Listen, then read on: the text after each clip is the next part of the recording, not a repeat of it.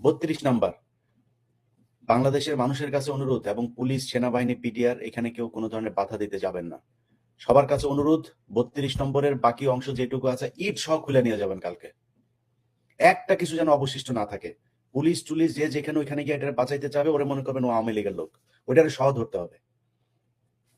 আজকে মেহেরপুরে একটা ঘটনা ঘটেছে, একজন পুলিশ সুপারের কার্যালয়ে সম্ভবত আগুন ধরেছে। পুলিশ সুপার কার্যালয়ের ভিতরে আগুন ধরাইলো কারা? এটা পুলিশ ধরিয়েছে। সেখানে সাংবাদিকরা ছবি আনতে যাওয়ার পর তাদেরকে বাধা দিয়েছে। আমি বিষয় যেহেতু জানি না, সুনির্দিষ্টভাবে বলতে পারছি না, এটার বিরুদ্ধে ব্যবস্থা নেওয়া উচিত, তদন্ত করা উচিত, কে করেছে, কি হলো সেখানে।